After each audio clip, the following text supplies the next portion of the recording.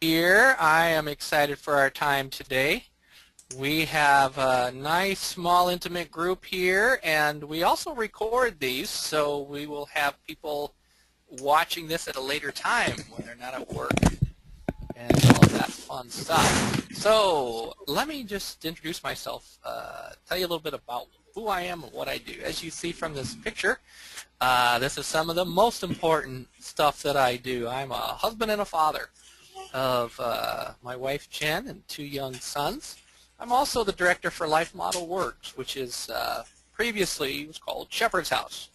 I'm an ordained minister, I'm a leadership trainer, and a consultant for groups, churches, businesses. All that fun stuff about how to apply the 19 relational brain skills to your life, your family, your marriage, your work, your church, your school, and so forth. So I love what I do because it's a very relational work, and it's about joy, which is what we're going to talk about today.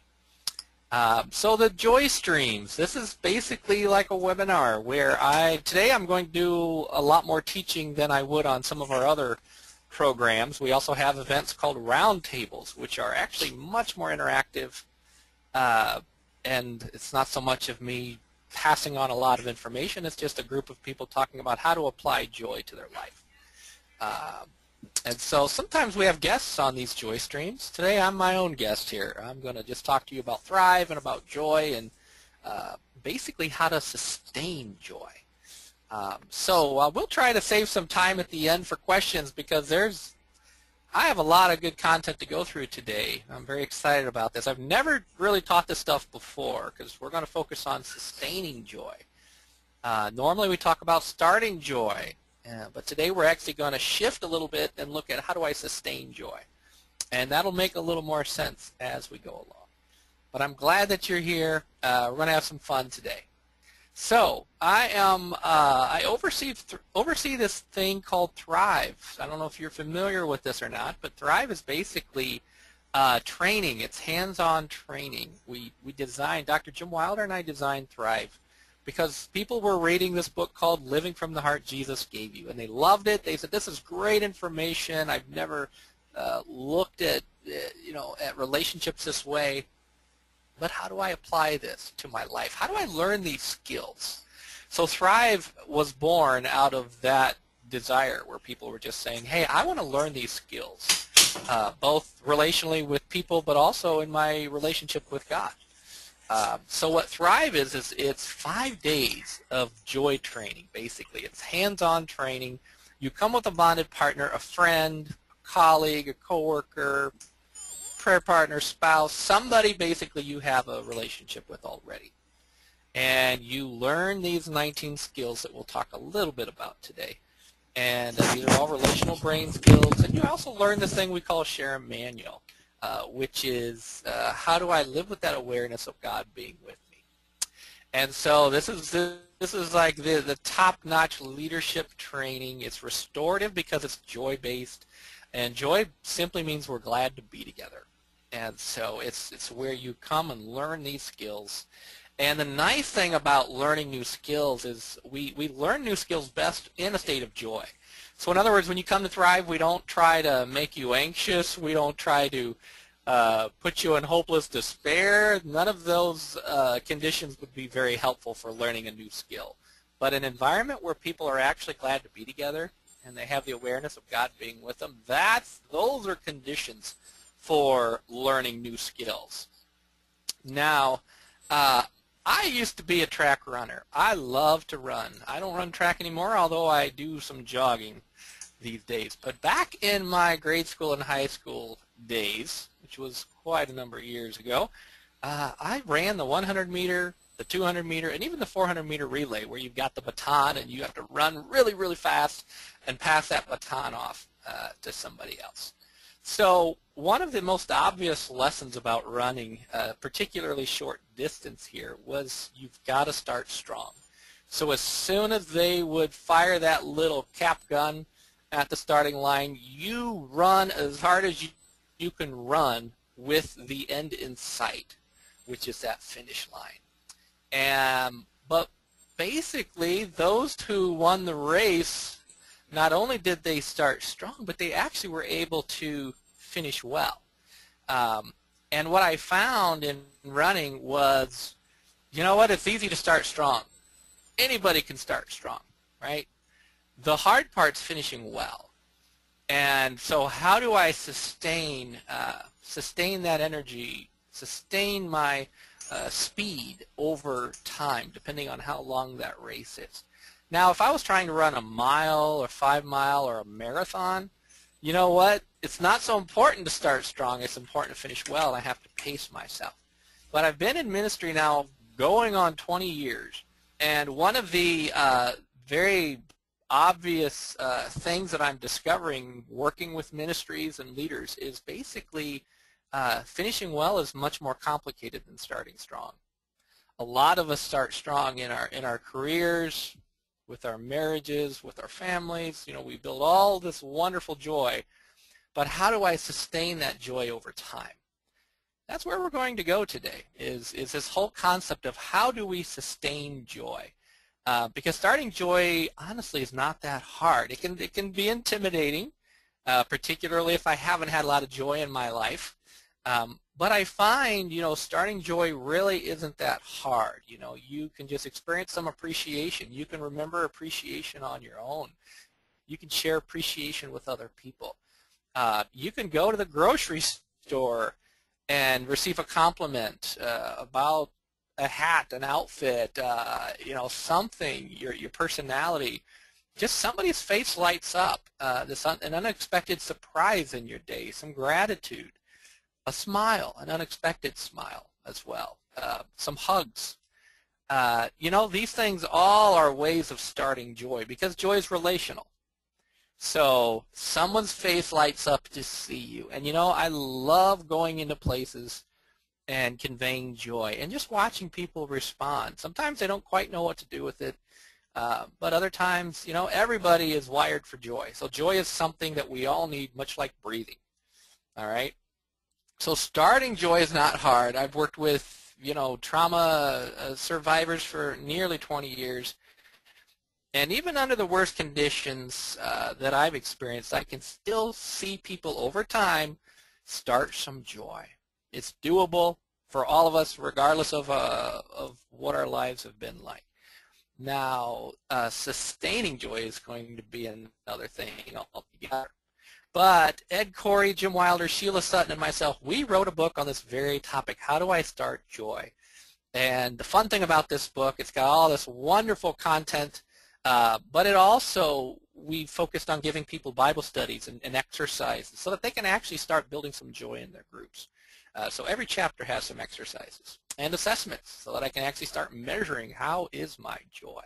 So I highly recommend this book. If you have not read this book, I think you'll find it very helpful to this whole process of starting joy.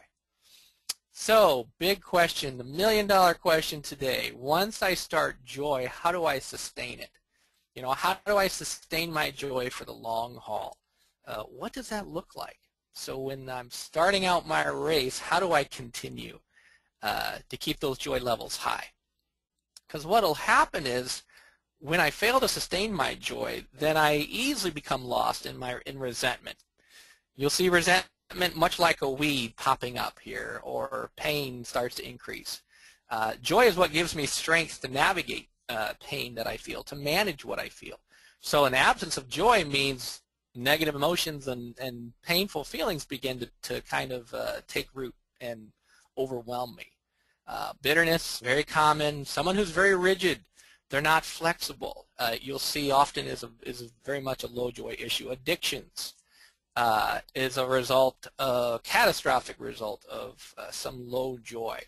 And I love this acronym that Ed Corey named, BEEPS, which are behaviors, experiences, events, people, and substances that I rely on to help me better manage what I feel when those joy levels start to sink. So those are just a few of what we'll see when those joy levels start to drop. Not very fun. I know some of my most unpleasant times in my life were when my joy levels were very low. Something will always pop up when those joy levels sink. And marriages that do not sustain their joy, basically they suffer, and many of them drown when we're no longer glad to be together, when our faces no longer light up, when we don't feel like we're the sparkle in one another's eyes, you can expect there to be some problems around the corner. And churches, I'm a pastor. I've pastored for nearly 10 years. And one of my observations with pastoring is when we don't corporately sustain our joy, what will happen is we become focused on rules and behavior instead of people and relationships, relationships with one another, relationships with God.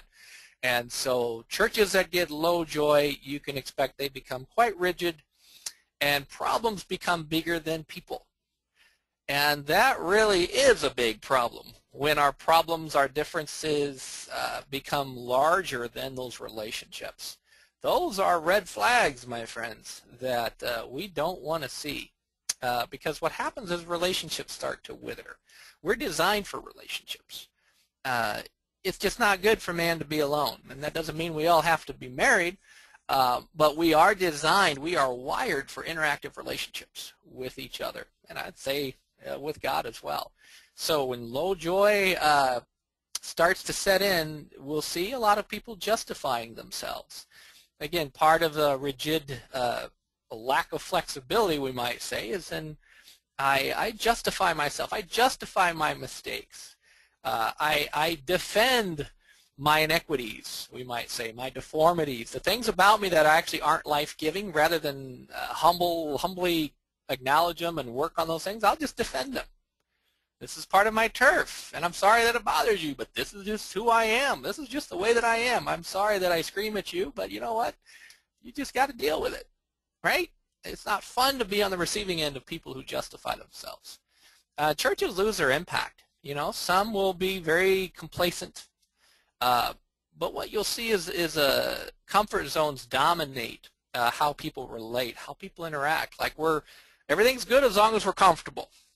But the moment we start to become uncomfortable because we have someone who can no longer, behave themselves in a way that we expect, or things aren't going our way, then you start to have some problems. So when we fiercely protect our comfort zones, it's actually a sign that some of my joy is dropping. Do you know anyone whose comfort zone dominates the landscape of their life or their interactions? I know I spent a big chunk of my life protecting my comfort zone without even realizing it. So that's no good. The goal actually is to build some joy when we start seeing these problems, because we just don't attribute a low joy to problems that we have, whether it's in our families, our marriages, our churches, our schools, our workplace. I mean, you know it. I mean, studies consistently show when people are in this glad to be together state, people are actually going to function more at their potential. They're going to be more efficient. They're going to be more flexible. There's just all kinds of good stuff that happens when we are operating at the way that God created us to operate. We're just not designed to stay stuck in negative emotions for very long. 90 seconds is basically about the time frame there. After 90 seconds, the longer I'm stuck in a negative emotion, the weaker I become, and it starts to take a toll. And now when we think about this, wow, 90 seconds, you got to be kidding me. How can anyone, get back to joy in under 90 seconds? Well, when we have the brain skills that we're going to be talking about today, basically that's what your brain learns. How can I return to this glad to be together state even though I'm feeling quite miserable at this moment? And we learn these skills because people have the skills when they're interacting with us. But as we make one of the points we make in Joy Starts here is a lot of these relational skills that we train at Thrive are dropping out at a rapid rate. And so let's talk about these skills and talk about Thrive a little bit. So we've identified 19 skills, 19 relational brain skills. So we also call them gentle protector skills in Joy Starts here. These are skills ideally I would have learned about the first 3 years of my life. Now our brain's not wired that I can really remember what I was doing the first 3 years of life. So when I learn these skills, it just becomes part of the fabric of who I am. And because I have the skills, I just assume that everybody should have these skills as well. And when people don't have the skills, I think to myself, what's wrong with that person? Why can't they just choose to stop being so angry all the time? Why can't they just choose to stop this addictive behavior and these unhelpful cycles? Why can't they just get over it? Because if I have those skills, I don't actually have the memories of acquiring these skills. It's just part of the development that I had growing up because people had the skills. Now, if I don't have all these skills, then I might see how well you respond to upset or accusation or overwhelm, and I think to myself, wow, I wish I could do what you just did. I wish I was more like you in that way. But there's actually skills that we have to learn. And we've identified 19 of these skills. And so if you want joy skills but don't have them, I have to learn them. I can read about them. You can hear me talk about these skills all day long, but ultimately you need training to learn new skills. And so when I was running in track, in my mind, I wanted to be a fast runner. But I could sit on the couch and think about being a fast runner. I could read about fast runners, right?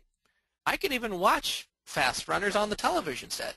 But ultimately, I have to get out and practice. There's actually some skills that I have to learn and some endurance and stamina that I have to build in order to be an efficient, fast runner. So when we're talking about these skills today, we actually need training, which basically sets a lot of these resources that you'll hear about apart from a lot of options out there, because it's not a matter of just having information, which our society places a high value on good information. It's actually learning these skills and practicing these skills with other human beings. And so Thrive exists to restore these missing protector skills in our families, our leadership, teams, our churches, our schools, basically so that people can live according to their values, and as we would call it, so people can thrive. You know, Jesus talked about abundant life, and there's something very appealing about abundant life, particularly if you haven't been living in what you would consider to be an abundant life. So part of what we're after here is you and I being who God's created us to be. We're no longer being robbed by our pain, by our upset, by our conflicts, but being who God's created us to be. And you and I can only pass on to our children, our families, our friends, and future generations the abilities that we've received and refined. The things that we've learned is what we can transmit. If I haven't learned to speak French, I can't teach you how to speak French. I actually need to have some experience with that language. And so what we've done is combine brain science, some of the best in brain science, with what we've, everything that we understand from God's way of life that we see unpacked in Scripture.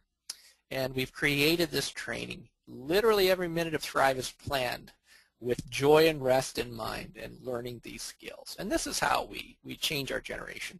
So you see me with my sons right here, for example. When Jim and I designed Thrive, I had to learn a lot of these skills myself. I grew up in a very loving family, but there were lacking skills. There were skills that just weren't there because my parents didn't have those skills. Their parents didn't have those skills. My great-grandparents didn't have these skills. But the moment you start learning these skills, you can pass them on. So both my wife and I, ironically, though we didn't grow up with these skills, most of them, we are now passing on these skills to our sons in our community. I mean, we're using these things left and right because we've been practicing. So that for me is pretty exciting, both as a minister, but as a father and as a husband. So there's 3 tracks to Thrive. Basically, the first track is we're building your joy. We're giving you lots of practice on how to build some joy and how to rest. Those are learned skills. And they sound so easy, but it actually does take some practice. And then in track 2, we introduce negative emotions, and we give you practice returning to joy from negative emotions. And then track 3, we give you lots and lots of practice using and learning solutions for the 5 levels of pain that the brain knows. So each year builds on your previous level of training. And some people, they'll attend track 1 year, they'll come back next year, do track 2. Some people, they'll do, if we have 2 events in the year, they'll do a track 1 and a track 2 in the same year. Some people, they just will attend as they can. Maybe they'll do track 1 this year, they'll come back in 2 years and do track 2. But basically, we want people learning these skills and practicing these skills. So Jen and I have created these skill guides that when you leave Thrive, you've got 52 weeks of exercises, joy exercises that you can do to continue your skill training. So let's look a little more at joy and return to joy. Since joy means being glad to be together, then returning to joy is what we need when something goes wrong, right? We live in a world where things will go wrong, as we see Peter writing in his book that expect fiery trials to show up at your doorstep. Don't be surprised when fiery trials show up. Why? Because the world that we live in is a fallen world. There will be things that go wrong. I can predict that after our time today, at some point this afternoon, things are going to go wrong, and I'm going to have plenty of opportunities to practice what I'm preaching here and practice getting back to joy. So once someone is upset with us, we need to know, how do I restore this relationship and so that we're both back to joy, and we can solve a problem together.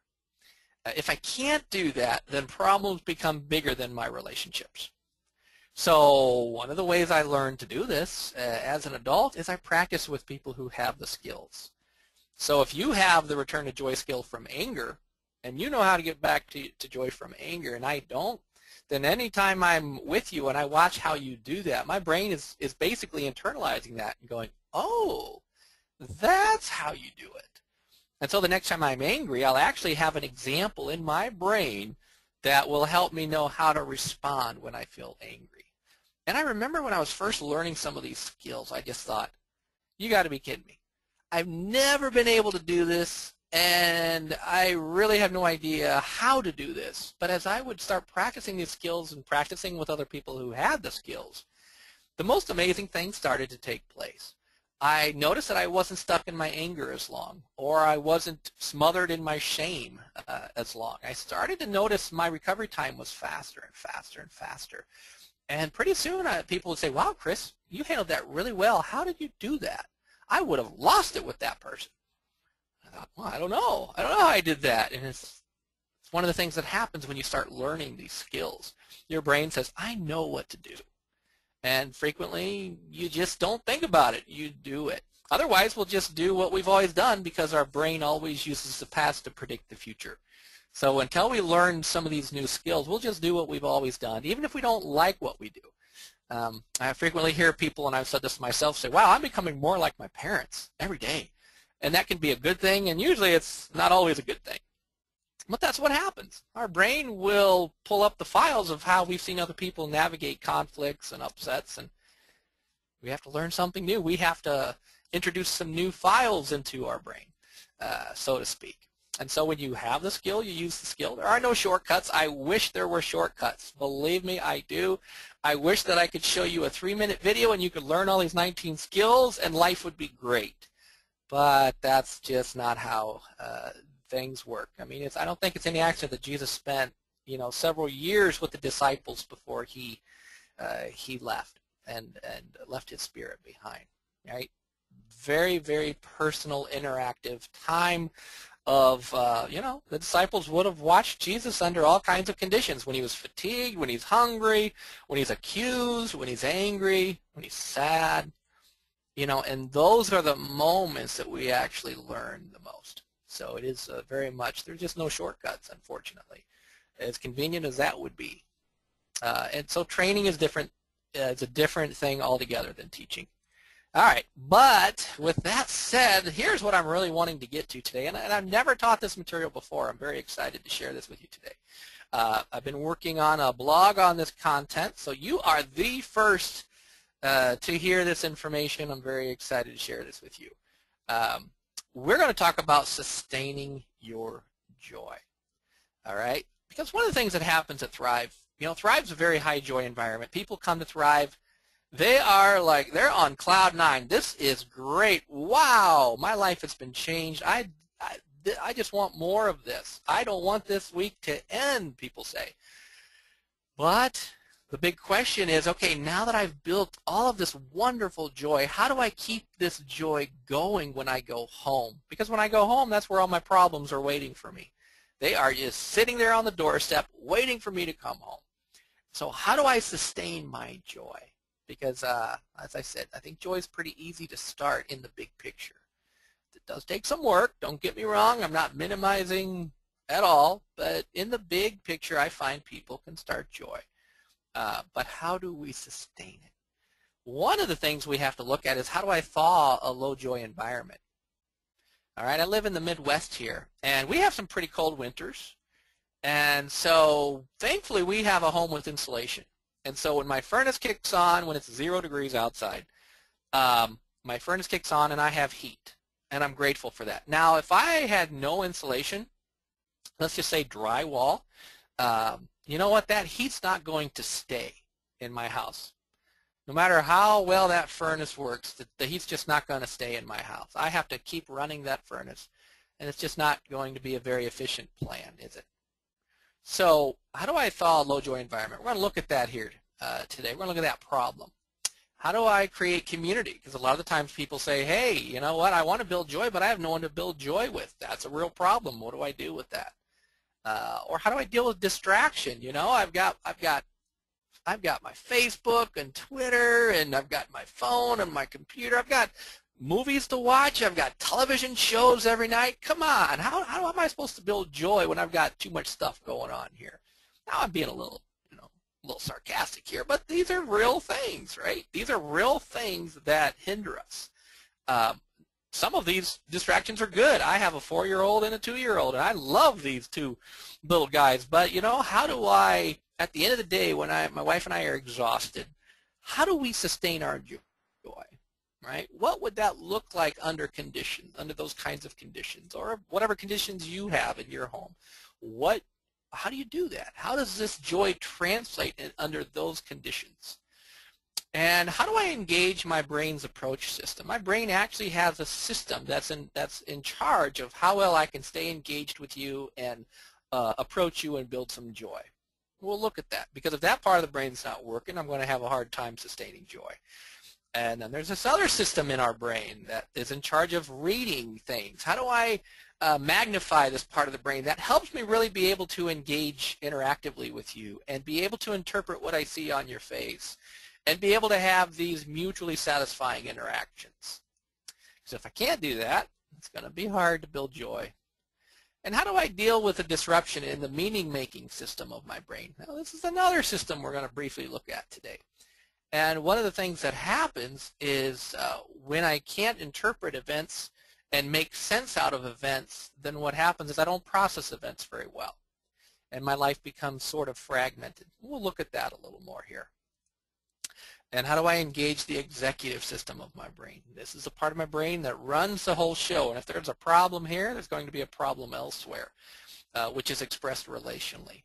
So all of these are factors that, if they're working the way that God's designed them to work, you'll see joy levels start to not only grow, but stay. So when that furnace kicks on in my house, that heat will stay, so to speak. It won't just dissipate. It won't just disappear. It won't just vanish. And we want our joy to stay with us. We just don't want it to dissipate on us, do we? All right, so let's look at thawing a low joy environment. What does that look like? So first I want to talk about some resources, because at Life Model Works, we've worked really hard here to give you opportunities to interact with other people and to actually build and sustain your joy. And so there's a combination of resources I want to introduce, but there's also just some very practical things you can do. How do I keep my joy? How do I sustain my joy in a very cold environment? Well, that's one of the reasons we designed, we wrote the book, Joy Starts Here. There's lots of great information there, but ultimately the exercises are designed to help you start joy. And the group experience basically helps you to continue that joy, because joy is when we're glad to be together. Now, Connexus is a brilliant program designed by Ed Corey, Jim Wilder, and David Tackle. This is something that your community can run in the form of a small group. We've had 3 people go through Connexus. We've had hundreds of people go through classes in Connexus. So basically, as a next step after Joy Starts Here, this is the beauty of Connexus. It allows you to continue your momentum, we might say. And Jim Martini and Denny and I, we're part of these things I mentioned earlier called the roundtables. This is a great way to interact with other people who are on the same journey or a similar journey as you, and they're just trying to figure out this joy stuff. How does this work? How do I build joy? How do I hold on to my joy? And how do I keep that going? Now the Joy Starts Here website has an interactive online community, so we can actually also share notes with each other. This is what joy looked like today for me. I might share a little story that built some joy. There's lots of good groups and opportunities there at the website. I highly recommend you go there. Go to Joy Starts Here, and I think it's the community link, if I remember correctly, at the top of the website. Yes. All right. So here very practically, is that right, Denny, the community link? Yes. Okay, good. Okay, so very basic principle here. A little bit of joy goes a long way. All right. So if I go to the grocery store and I have a delightful conversation with another father, just, you know, a 2-minute conversation, but it was enjoyable. You know what? I can think to myself, wow, what was satisfying about that? What did I enjoy or what did I not enjoy? You know, I start to think about those things. I actually spend a little time remembering it and even sharing it with other people. So when we're starting joy, it's something to savor. Jen and I recently went on a date night. We had one of the first date nights we've had since I can remember. It was great. And we went out to this local restaurant, and I enjoyed this Thai chicken wrap, all right? And so Jen and I were having some good interaction time over this wonderful meal, and we were able to just talk about what we were enjoying about our time together. The food was great, but even more than that, just being able to share what's special about this time that we have together, and to highlight what is it I've enjoyed from my week or from my day. And the nice thing about running, say, a Joy Starts Here group or getting other people on board in some capacity with me is you're going to have more momentum when other people share your vision and have the same values of, hey, I want us to build joy. And so joy begins to sink when we isolate. So the worst thing I can do is isolate or disconnect. You know, as much as I can help it, it's really important that I try to find other people, other friends, church friends, prayer partners, whoever it is, and start noticing it, because your brain without training will naturally want to focus on problems and pain. So at the end of my day, without training, my brain will say, well, you know what, this really stunk from my day, and here's what happened, and let me tell you this, and then I can think of my laundry list of all the things that went wrong. All right? Now, there's a time to talk about those things, don't get me wrong, but the key here is actually being able to find what can I appreciate, what went right from my day, what can I appreciate from my day, what was good from my day. And the more that you do that, the more that your brain will actually start naturally focusing on the good stuff. So try it. Don't take my word for it. Try it yourself, because you know, before I had these skills, my brain just focused on problems and pain. So it's very nice to see that difference and to actually pass that on with other people. And face it, you know, we are wired for joy. The human brain is wired for joy. God designed us for joyful relationship with Him and with each other. And so people notice joy starters. They might say, what is it about you?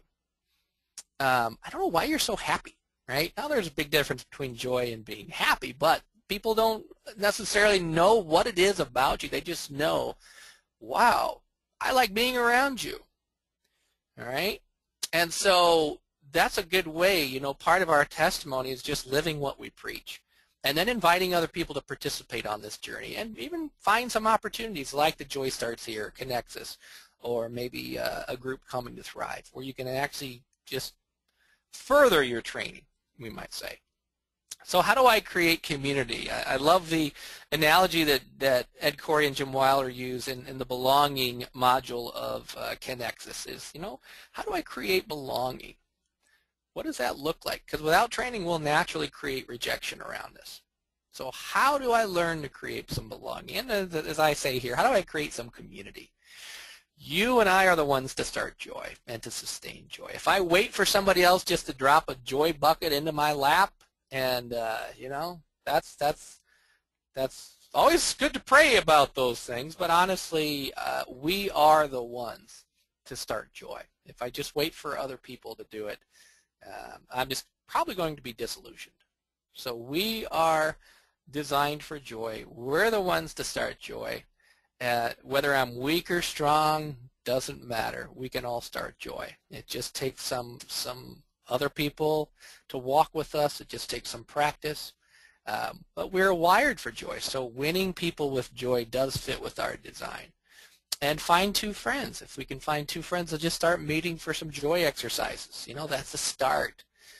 Pray together. You know, I love this story about Hagar, an Egyptian woman in Scripture. We see her story in Genesis, where here was a woman. She was very, she was hurting, overwhelmed. She was on her own with a young child. She thought she was going to die of thirst because her and her son were out in the wilderness, out in the desert, no water in sight. Right? Their canister of water was dry. There was nothing there. God met her in her distress. He heard the child's crying. He met her and he opened her eyes and said, there's a well right there. There's a well over there. There's your water. Saved her life. Saved her son's life.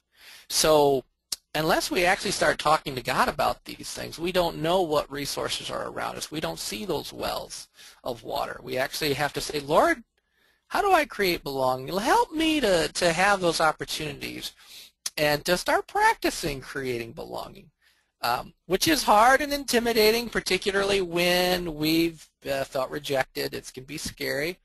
I really got to acknowledge that. Or if people haven't responded tenderly to my weaknesses in the past, I might feel vulnerable. And that's why it helps if I can have another friend or two, just other people who can actually walk with me and start practicing this. Now, if we're married, you know what? We might be, what tends to happen is one of the married couple, the bond there, one person will learn about joy and they'll be very excited about joy, and they'll even come to some of the training and they'll say, this is great, I want this. And the other partner is usually like, whoa, what is this here? I don't know about this stuff, you know, what is this touchy-feely stuff, they might say, you know, what's this all about? And the spouse who's actually tasted some joy is just so excited. They just want to share it with their partner. But the partner, if the partner's not on board because the partner hasn't tasted joy themselves, what'll happen is the partner who's had some joy will directly or indirectly use guilt as a motivator. Well, if you loved me, you know, you would do this. You would come to thrive with me. You would. Guilt's just not a good motivator. So one of the things I encourage, particularly for anybody who's married, if you don't have an encouraging partner quite yet, don't let that stop you. Continue building joy. Find some friends, safe friends. You know, keep up the momentum. And what I frequently hear from people is when they quit pressuring their partner will eventually come around and say, what is it about you? You know, something's changed in you. I don't know what it is, but you are different, and in a good way. I like it. So we kind of let our testimony speak for itself in terms of the changes as I start to build some joy. And there's no shortage of opportunities where you'll be able to practice your joy training with your partner. You know, Jesus frequently encountered very low joy people, low joy environments, but he was himself in the middle of those. And the nice thing about joy is it spreads, it's contagious. And so it's fun to see how a little bit of joy can go a long way. And we always talk to Emmanuel about all of these things because what we see and what Emmanuel sees frequently are different. And so when I see a very hopeless situation, it's helpful to say, Lord, I don't know how you're going to be able to bring some joy into this environment, but you know what? This seems like just the kind of environment that you can work with. So Lord, what would you like me to know about this? How can I participate with you on this journey here of bringing joy into my family or my community, my church, my workplace, right? No shortage of opportunities there. All right, dealing with distraction. This is a real issue. Wow, distraction is a big one for many of us. What do we do with distraction? Well, one of the things, many times, not all the time, but a lot of the distractions we turn to are non-relational, particularly with technology. So one of the goals is how do I stay relational? If you've been through Thrive, if you've been through Connexus, if you've read Joy Starts Here, you'll learn that we actually have a relational brain circuit that is very much in charge of whether or not I am in a relational mode or out of relational mode. So it helps to start learning how do I stay in relational mode, and appreciation, remembering the good stuff. Does God ever ask us to remember the good stuff, to be thankful? Have you ever read the Psalms? There's lots and lots of people remembering good stuff that helps them in some of their difficulties. So stay relational. That's fundamental step in dealing with distractions. Because when I'm tired, when I'm overwhelmed, I'm going to gravitate toward non-relational things. Recharge with rest. You know, the lack of rest, the lack of quieting is the greatest predictor of lifelong mental health. How well can I quiet? How well can I rest? There's a reason God gave people a Sabbath, right? He knows we need rest. Lack of rest is not good for you. So let's practice resting, quieting, and identify what are the obstacles that hinder you. You know, when am I vulnerable to distractions? And when I'm talking about distractions, it's basically anything that robs me from doing the things I really want and need to do. What are my values? You know, my value, for example, is to be a loving, patient husband, to be an available, loving, gentle father. You know, are there any things that I can predict that will hinder me from living out those values? All right, so when I'm tired after a long day, I'm home and I'm grumpy. Okay, we'll take 10 minutes or 5 minutes before you go in the house to quiet. You know, whatever those obstacles are, shine the flashlight on it, and that's a good thing to talk to Jesus about. Okay. Or some friends, trusted friends as well. What do I need here? That's where accountability is helpful. You know, what is the legacy you want to have for your family, for your marriage, for your friends, for your community? And you know what? All of us could use some accountability, and I don't mean accountability like you know, well, you're going to get in trouble if you don't do this, and when I find out you didn't do that, well, you're going to get a bad grade. No, it's basically like Moses having some help when his arms were tired, when Israel was fighting a fierce battle, and he needed some help. He needed some friends to hold up his arms because he just could not do it anymore. That's accountability in my mind. We have people who can encourage us along, could check in with us, pray for us. And we practice as a group. This is a common thread. You're going to hear from me. Find other people. Start practicing some of this stuff. Start praying together. Start building some joy. Identify what are the things that hinder my joy. Right? Is there anything I can do about this? You know, anything I can, how can I respond to those things that hinder my joy? Because basically, I'm as good as my ability to manage what I feel. All right? And joy gives me strength to better manage what I feel. When I can no longer manage what I feel, then problems will follow. All right, so engage the approach system of my brain. This is a part of the brain that provides me with motivation. All right, without this system working properly, joy is not going to start or be sustained. It's that simple. So one of the beautiful, wonderful things about what God's given us here for this part of our brain is how oxytocin helps to keep this part of our brain system working. Oxytocin is a neurotransmitter. It's a hormone that relieves our stress.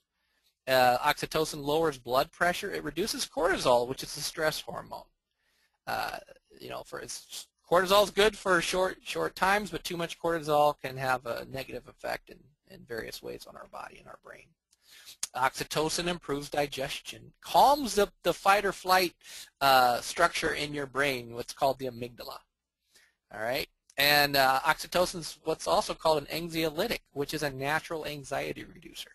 So oxytocin is a really, really exciting chemical that God's given us, and it's released on demand, basically. Assuming some of my early years, the more joyful my early years were, the more oxytocin receptors I have throughout my life. So those first months and actually first 3 years are crucial for how many oxytocin receptors I have. But that's another topic for another day. But oxytocin is released through worship, through singing. Did you ever see singing in Scripture? Did anybody sing? Do we sing at all? Yes. Singing is really good for you in so many ways. All right. That's another fun topic for another day. But worship Worshiping, singing together releases oxytocin. Fellowship with other people, particularly ladies, you're extremely sensitive to oxytocin when you're interacting with other people, particularly other women. So women especially have this wonderful oxytocin charge that's released, which makes us feel grounded and calm and trusting and generous.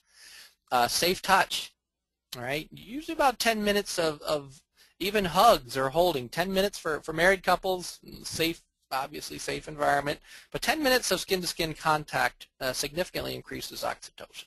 So for those of you who are married, that's a very important, could be a helpful way to end your day, just some quieting together. And play. Play engages this brain system. So play is a good thing. Take some time to play and have fun. That'll actually engage the approach system of your brain, which is going to be important in keeping your joy levels high. Now there's this other little part of your brain I mentioned earlier called we refer to it as your reading system. And this is the brain system that all of us have, and ideally we would have been trained starting about 5 months of life. This is what helps us interpret what's happening in another person's mind. So I can't see you all right now, but let's say one of you were up all night, and it was a bad night, and you're very tired. Now, if this system of my brain's working, I would look at you and I'd say, wow, you look really tired. Or, are you okay? Was it a bad night? What's going on? This is also, the part of my brain that say, hey, are you bored? Am I boring you? What's going on here? If it's working correctly, I am able to basically kind of put myself in your shoes and try to simulate what you might be feeling or thinking. If it's not working correctly, I can't figure out what's happening on your face. I'm just wrong, or I just don't see it. I don't see that you're overwhelmed.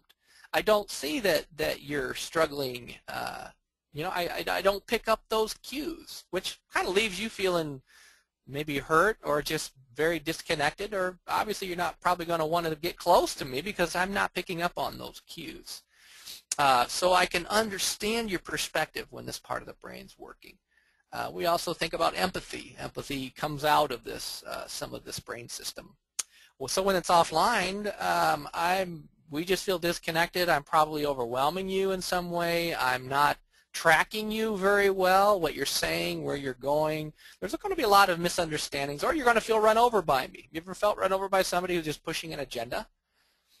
Yeah, I bet you have, because when this part of the brain's not working, I'm just trying to push my agenda, and I really don't care that I'm running over you. Not very mutually satisfying. So we train this pretty heavily through Thrive, through Connexus. We introduce it in Joy Starts here as well. It's interactive nonverbal stories are one of the best ways to train the system. So when you're like playing charades, have you ever played charades where you have to tell a story?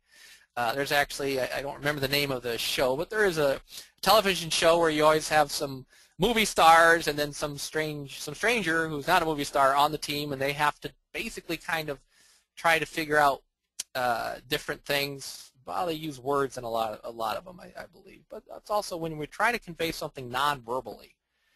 We're using this part of the brain, which practice makes it better.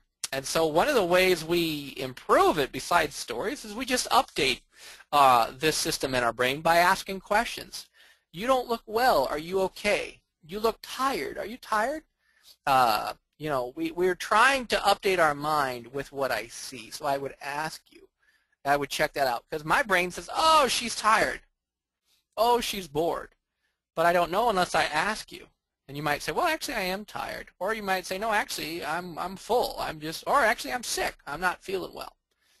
So we update by asking people. We don't have to assume. We just check it out. If you're worried somebody's mad at you, check it out. This is what this part of the brain will work with. And it'll work better when we do that. So we also have to deal with the disruption in the meaning-making system of our brain. And this is, our brain has an amazing ability to find meaning and to create a narrative that's coherent about our days, our experiences, our events. And one sign of a trained brain is my ability to tell the stories in a coherent way. So tell me about your day. Oh, it was good. If you have teenagers, for example, right? Tell me about your day. Oh, it's fine. That's not a coherent narrative. No, tell me what you did. What was it like at school? What did you have for breakfast? What was the highlight from your day? What was bad about your day? What do you appreciate from your day? So I would learn to tell stories. And we all know people who are just natural storytellers. Their brain just naturally can tell these stories. But it is a learned skill. So we want to use enough words, include some of the feelings. What was I feeling? It's authentic. I'm showing the emotion on my face. And this actually takes a brain working together to pull it off. So it takes a little practice. And when it's not working together, I become rigid, or I shift into a blaming and shaming and justifying mentality.